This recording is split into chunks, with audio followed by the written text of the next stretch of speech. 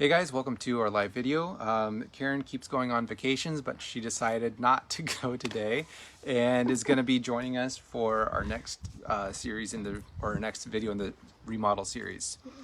So Karen's going to share a story of when they were selling their house back in the Great Recession. Mm-hmm. Yeah, the Great Recession. Well, that's what they call it. Yeah. It's story time. So back in 2008, when the market crashed, we were wanting to sell our home in the Dalles, and had a realtor come, walk through the home with us, and give us some great ideas, and said, hey, you should paint this, and you might want to remodel this, and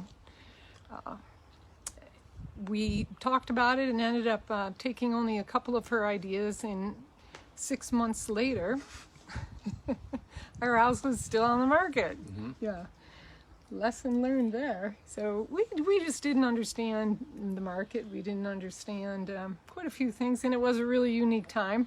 Yeah, and that there's principles that you have to follow if you want to maximize the value of your remodel. Yeah. So with that, we use that kind of to share, because when you guys were doing that, there were things here and there that you wanted to fix up. But today we're going to share the principles of what you actually need to do if you want your remodel to really allow you to sell your house for the maximum value. Yeah. So the first one that we talked about was quality. Mm-hmm. So can you share that one? Yeah. So if you're going to be upgrading something, if it's going to be a sizable amount of money you're putting into it, you want to be going, and something that takes some time to do. Get something that's going to last. It's sad when you remodel something and you're not buying, maybe not top of the line, but investing enough so that you don't have to replace it in 5 years. So that, probably a real easy idea there to think about would be all your fixtures, your faucets and things like that. Mm-hmm. Get something that's going to work and do it once. Yeah. And part of that is the labor cost is going to be, there's always materials and labor. Mm-hmm. If you have to do something again, you have to repay that labor cost. But if something can last 3 times, if something lasts 3 times longer, then you're only paying, rather than paying that labor cost 3 times to replace it each time, you're only having to do it once. Right. So that's quality. There is a balance here. Sometimes you can go so high over the top that the amount you're investing, you're not going to get back. And we'll talk to that in the third key principle. Yeah. So the second one, which is kind of which had to do with when you guys were selling your house back in 2008, is consistency. So tell us about that one. Oh, so we didn't have the finances to remodel the basement the way that it really needed to be done. Mm-hmm. And so we didn't. So we had part of the home that looked really nice, and then part of the home that was rough. Yeah.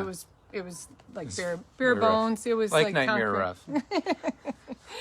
So it looked like a cellar because it was a cellar. Yeah. So the consistency, if you're gonna, we could have at the very least probably lower a little bit amount going into one place so that we have a little bit more money to remodel another place. So then when you walk through, you're seeing kind of like you start with a clean slate. All the walls are painted, and you don't have a blue room like we did, and some other color rooms. You have a clean slate, and then you have the level of improvement goes from bathroom to kitchen to bedrooms. It kind of flows. Yeah, so just having everything kind of have the same feel to it, right? Rather than have. And part of the problem is sometimes people want to invest, on one part. Like they want to redo their countertops, but maybe they don't want to spend on appliances or cabinets. And when you do that, you're actually diminishing any of the return that you can get. So you'll walk into a home and that's the first thing they'll see is the inconsistency. It's better to have something that's consistently bad than inconsistent, because then people are having to change things, and so you're not able to recoup that. So the third thing, I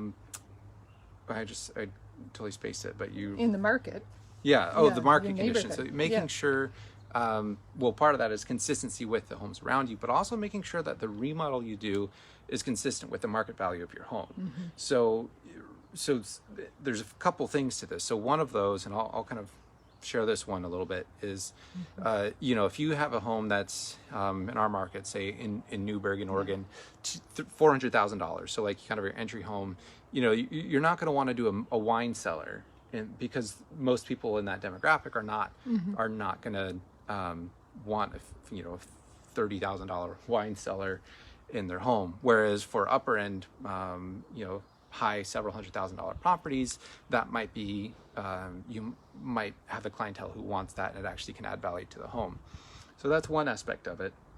The other part of that is making sure before you do the remodel, talking with a professional, so a real estate agent who knows the market, who knows conditions, and can tell you whether or not you should even do the remodel in the first place. So if you have $50,000 budgeted for this remodel, you know, you might end up spending $70,000. So is that going to raise the value of your home by $70,000, or should you just sell as is and just reduce your expectations by that amount?